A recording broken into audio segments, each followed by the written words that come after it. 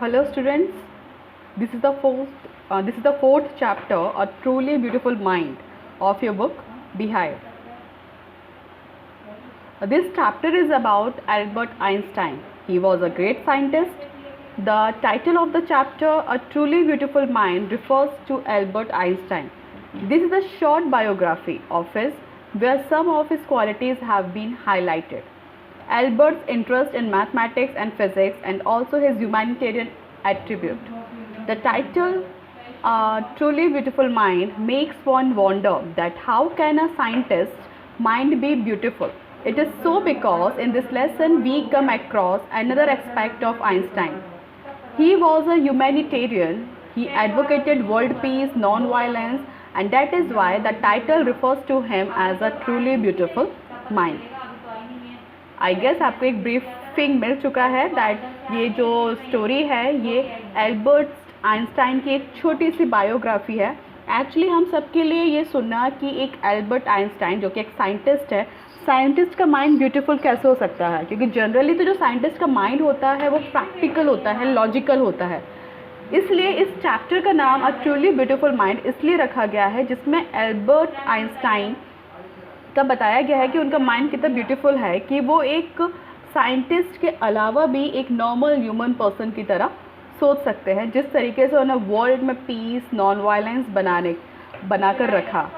आपको पता है कि वो बाद में ऑब्वियसली मतलब सिर्फ साइंटिस्ट की तरह ही नहीं, एक नॉर्मल ह्यूमैनिटेरियन की तरह भी उन्होंने बाद में काम किया था. इसलिए इस चैप्टर का नाम रखा गया है अ ट्रूली ब्यूटीफुल माइंड, जिसमें एल्बर्ट आइंस्टाइन के एक ब्यूटीफुल नेचर को डिस्क्राइब किया गया है टुवर्ड्स द वर्ल्ड, कि वर्ल्ड को सिर्फ एक प्रैक्टिकल लॉजिकल तरीके से ही नहीं बल्कि एक नॉर्मल ह्यूमन तरीके से भी ही एल्बर्ट आइंस्टाइन ने इस वर्ल्ड को देखा था.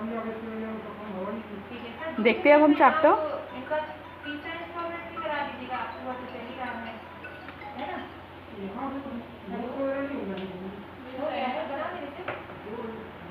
Albert Einstein was born on 14 March 1879 in the German city of Ulm. Without any indication that he was destined for greatness, on the contrary, his mother thought Albert was a freak.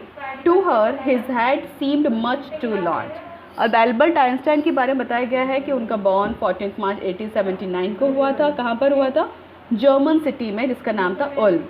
Without any indication that he was destined for greatness. Destine का मतलब है faith या फिर a predetermined set of events that has to happen in the future. मतलब किसी ने सोचा भी नहीं होगा कि एल्बर्ट आइंस्टाइन आगे जाके एक ग्रेट पर्सनैलिटी कहलाएंगे.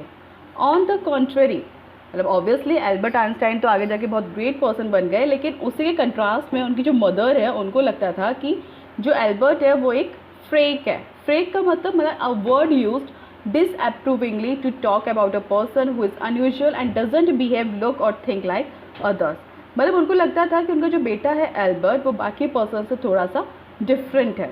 उनके लिए to her his head seemed much too large. उनको ऐसा लगता था कि एल्बर्ट आइंस्टाइन का जो हेड है वो बाकी के कंपैरिजन में लार्ज है.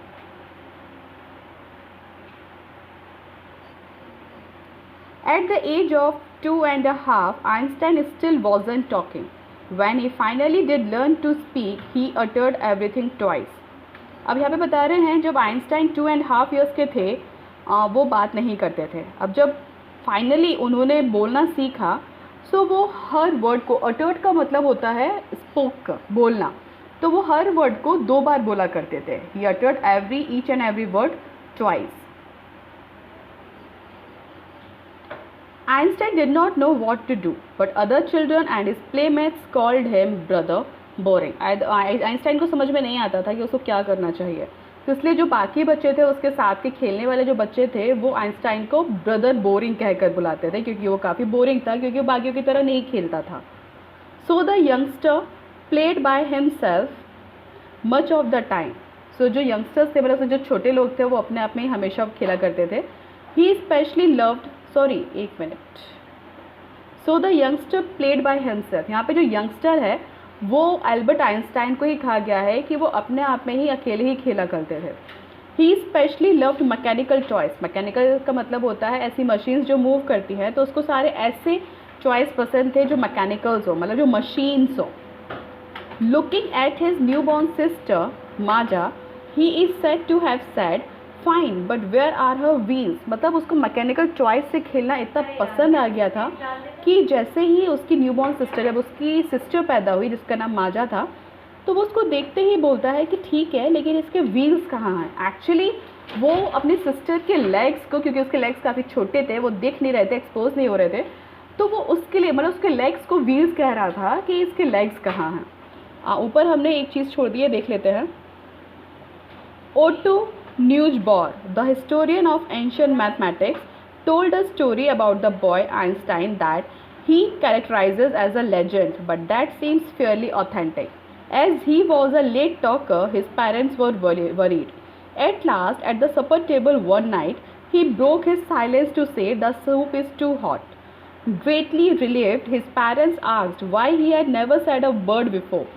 Albert replied, because up to now everything was in order. मतलब बता रहे हैं, मतलब यहाँ पे जो पर्सन है ओटो न्यूजबॉर, ये एक हिस्टोरियन थे एंशियंट मैथमेटिक्स के. तो वो एक इंसिडेंट बता रहे थे किसका, आइंस्टाइन का.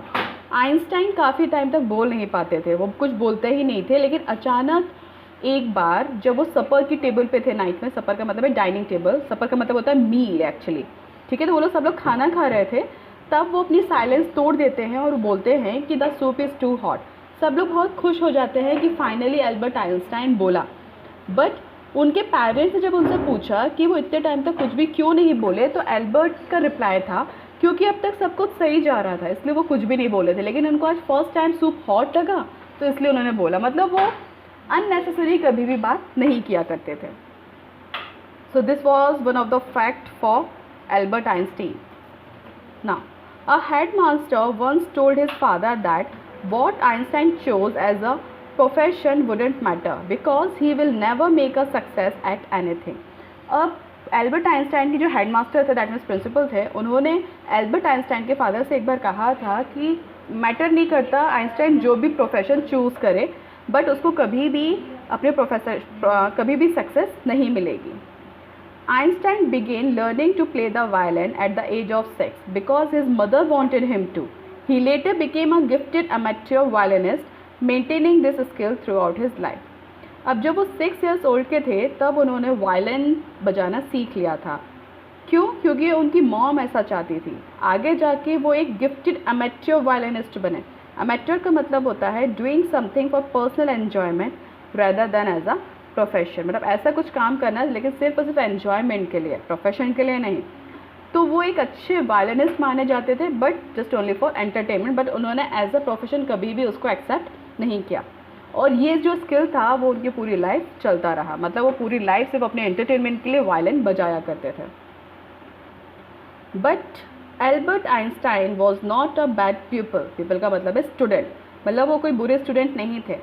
ही went to high school in Munich, where Einstein family had moved when he was 15 months old and scored good marks in almost every subject. हम यहाँ पे बता रहे हैं कि एल्बर्ट आइंस्टाइन है जो हैं वो कोई बुरे स्टूडेंट नहीं थे. वो उन्होंने म्यूनिच में अपना हाई स्कूल अटेंड करा. म्यूनिच को एक सिटी होगी जहाँ पे आइंस्टाइन की फैमिली मूव हो चुकी थी, मतलब शिफ्ट हो चुकी थी जब आइंस्टाइन सिर्फ और सिर्फ 15 मंथ्स ओल्ड थे. तब आइंस्टाइन की फैमिली यहाँ म्यूनिच आई हुई थी और म्यूनिच से ही आइंस्टाइन ने हाई स्कूल कंप्लीट किया था. और हाई स्कूल कैसे कंप्लीट किया था? उनको हर सब्जेक्ट में अच्छे मार्क्स मिले थे. Einstein hated the school's regimentation. Regimentation का मतलब है ऑर्डर और discipline taken to an extreme. मतलब ऑर्डर ऐसे डिसिप्लिन को हद से ज़्यादा फॉलो करना, और ये चीज़ आइंस्टाइन को पसंद नहीं आती थी. And often clashed with teachers. और इसी की वजह से उनके कई बार टीचर्स के साथ क्लैशेस हो जाते थे. At the age of 15, Einstein felt so stifle that there he left the school for good. Stifle मतलब वो काफ़ी अनेबल टू ब्रीथ, मतलब वो काफ़ी सफोकेट फील होने लगा था स्कूल में, इतने ज़्यादा डिसिप्लिन वाले माहौल में. सो वो काफ़ी सफोकेट फील कर रहे थे और उसके बाद उन्होंने स्कूल छोड़ दिया. The previous year Albert's parents had moved to Milan and left their son with relatives. उसके पहले ही जब वो 15 years old के थे, कौन? आइंस्टाइन. उससे पिछले वाले साल ही एल्बर्ट के पेरेंट्स ऑलरेडी वहाँ से जा चुके थे. कहाँ पे शिफ्ट हो गए थे वो? मिलान में. और वो अपने बेटे आइंस्टाइन को रिलेटिव्स के बाद छोड़ गए थे। After prolonged discussion, Einstein got his wish to continue his education in German-speaking Switzerland. After prolonged का मतलब है काफ़ी लंबे डिस्कशन के बाद आइंस्टाइन की विश पूरी हो गई। उनकी विश ये थी कि वो अपनी एजुकेशन को कंटिन्यू करना चाहते थे। क्या सीखना चाहते थे? German speaking. कहाँ पर? स्विट्ज़रलैंड में।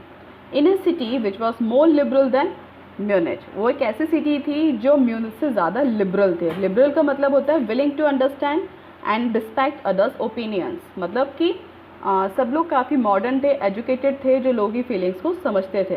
तो यहाँ पे मतलब बताया जा रहा है कि जो म्यूनिच है जो स्विट्ज़रलैंड है वो काफ़ी स्विट्ज़रलैंड की जो सिटी है वो काफ़ी लिबरल है as comparatively Munich.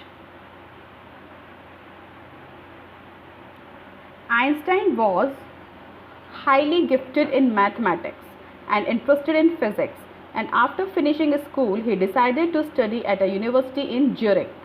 Actually not Zurich नहीं है, यूरिक बोलते हैं, Z इसमें साइलेंट रहता है।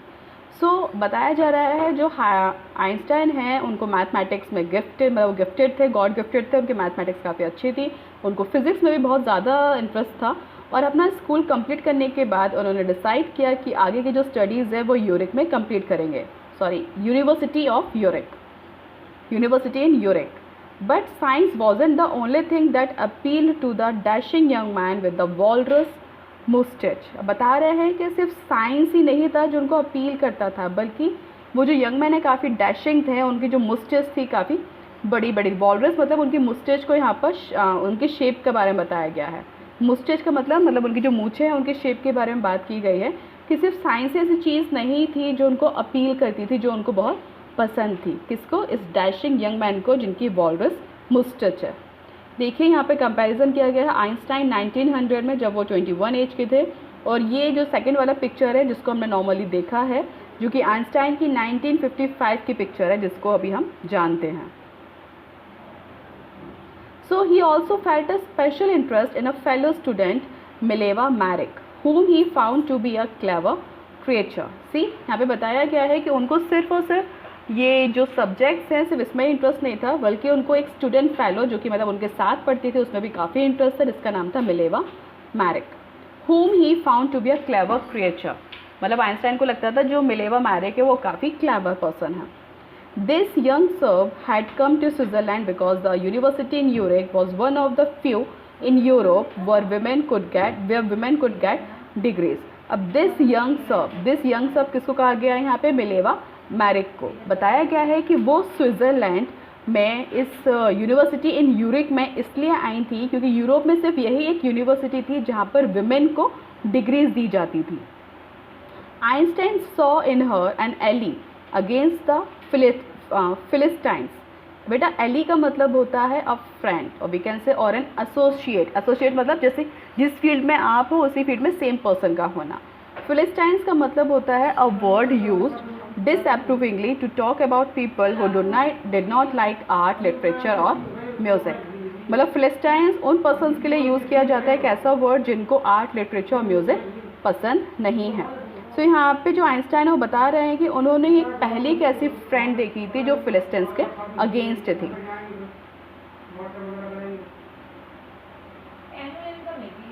ठीक है, फिलिस्टाइंस का क्या मतलब होता है? Person who does not like art, literature और music. Those people in his family and at the university with whom he was constantly at odds।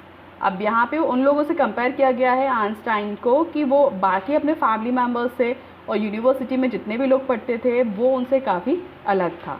So the couple fell in love, letter survive in which they put their affection into words, mixing science with tenderness. अब यहाँ पे बता रहे हैं कि जो couple है उनको मतलब प्यार हो गया था। लेटर सर्वाइव मतलब जो लेटर्स हैं वो एक्सचेंज होने लगे एक दूसरे से, कि मतलब वो इसको लेटर देता था, वो उसको लेटर देता था। ठीक है, और उन लोग के जो लेटर्स होते थे उसमें बल्कि साइंस के कुछ वर्ड्स भी मिक्स हुआ करते थे। ठीक है, तो जिसमें एक बार आइंस्टाइन ने लिखा था, how happy and proud I shall be when we both have brought our work on the relativity to a victorious conclusion.